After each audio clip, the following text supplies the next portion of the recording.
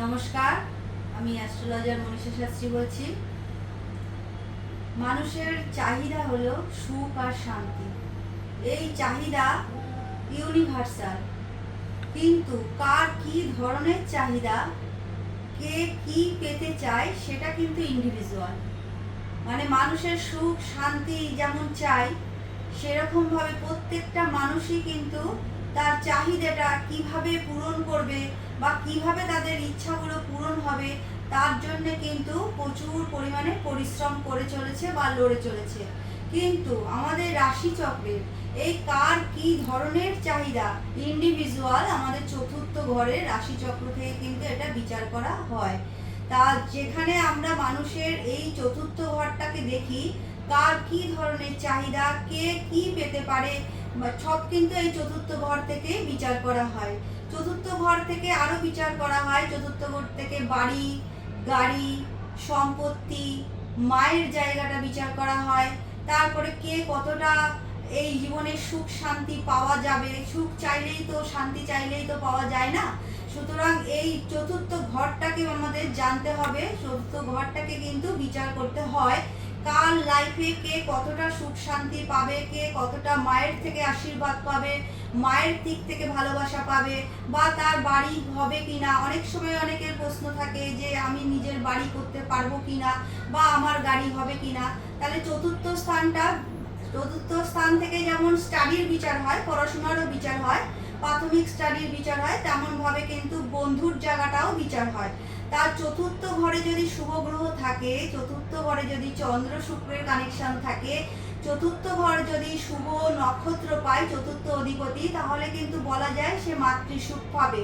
অনেক সময় দেখা যায় যে অনেক ছোটবেলায় কারোর মা হয়তো তাকে ছেড়ে দিয়ে চলে গেছে, বা সে বাচ্চা জন্মানোর পর অনেক সময় দেখা যায় অনেক মা মারা যায়, সেখানে তাদের কিন্তু চতুর্থ ঘরটা খুবই ডিস্টার্ব থাকে। চতুর্থ পতি যদি ষষ্ঠ অষ্টম দ্বাদশে চলে যায়, অশুভ নক্ষত্র পায়, বা চতুর্থ ঘরে যদি রাহু থাকে, সেখানে বলা যেতে পারে তার কিন্তু সুখহানির যোগ ঘটে এখানে। তা সেখানে দাঁড়িয়ে তার বিদ্যার ক্ষেত্রেও কিন্তু প্রচুর বাধা আসে। চতুর্থে কিন্তু শনি বিদ্যায় প্রায় পড়াশোনার জায়গাটা পুরো বন্ধই করে দেয়।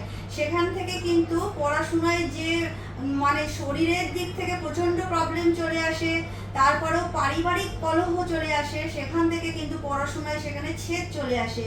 তাই চতুর্থ স্থানটা কিন্তু ভীষণ গুরুত্বপূর্ণ। নবাংশে যদি চতুর্থ স্থানে চন্দ্র থাকে, তার চন্দ্রর সাথে যদি শুভ গ্রহ থাকে, সেখানে কিন্তু বলা যায় যে মায়ের দিক থেকে সে ভালোবাসা পাবে বা মায়ের আশীর্বাদ পাবে, মায়ের থেকে সে সুখ প্রাপ্তি করবে।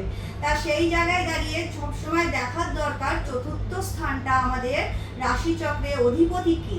চতুর্থ স্থানের অধিপতি অনেক সময় দেখা যায় নিচস্থ শনি হয়ে যায়। সেখানে যদি রাহু থাকে বা মঙ্গল থাকে, তাহলে কিন্তু মন মানসিকতা অনেক মানে মন মানসিকতার ক্ষেত্রে তারা কিন্তু অনেক সময় দেখা যায় প্রচণ্ড রাগ হয়ে যাচ্ছে, ইরিটেট হয়ে যাচ্ছে, বা যে কোনো সময় কোনো ভুল ডিসিশন নিয়ে ফেলছে, হঠাৎ করে উত্তেজিত হয়ে যাওয়ার কারণে তাদের মধ্যে কিন্তু একটা রাগান্বিত স্বভাব চলে আসে। সেখান থেকে কিন্তু তারা কোনো ভুল কাজও করে ফেলতে পারে। তাই চতুর্থ স্থানের গুরুত্ব কিন্তু অপরিসীম। সেটা যেমন বন্ধু দেখে, সেটা যেমন বিদ্যা দেখে, সেটা যেমন মায়ের স্থান দেখে, সেটা যেমন সুখ শান্তি দেখে।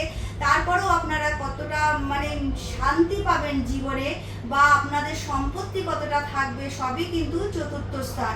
সেইখানে যদি চতুর্থ স্থানে যদি কখনো কোনো অশুভ গ্রহ পড়ে যায়, সেখানে কিন্তু বলা যেতেই পারে এই সব ক্ষেত্র থেকে আপনারা জীবনে কিন্তু আশাহত হবে। তার চতুর্থ স্থানটা দেখে নিতে হবে। চতুর্থ পতি যদি বদ বা বিপদ নক্ষত্রে পড়ে নবতারা চক্রে, সেখানে কিন্তু বলা যেতে পারে বন্ধু বান্ধবদের মাধ্যমে কিন্তু আপনাদের অনেক ক্ষয়ক্ষতি হয়ে যেতে পারে। তাহলে সেখানে দাঁড়িয়ে চতুর্থ স্থানটা বিচার করা খুবই গুরুত্বপূর্ণ।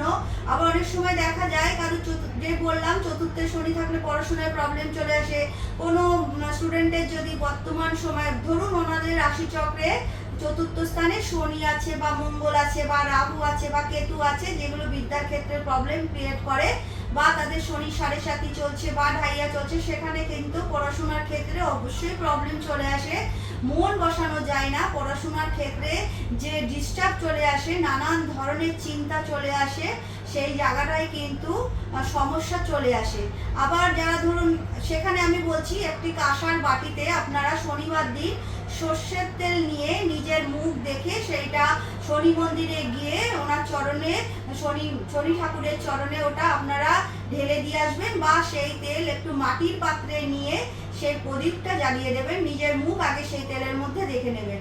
আবার যদি দেখা যায় যে চতুর্থবার যদি ভালো না হয়, যদি পঞ্চম, অনেক সময় অনেক মানুষ আছে যে আমি প্রেম করছি, আমার প্রেমটা জীবনে সাকসেস পাবে কিনা, বা এই প্রেমটা বিবাহ অবধি যাবে কিনা, তখন কিন্তু যদি চতুর্থে, পঞ্চমের অধিপতি চতুর্থে চলে আসে, মানে সেখানে কিন্তু সেই প্রেম টেকার জন্য খুবই মুশকিল হয়ে যায়। তাহলে সেই জায়গায় দাঁড়িয়ে আপনারা আপনাদের রাশি চক্রটা মিলিয়ে নিন।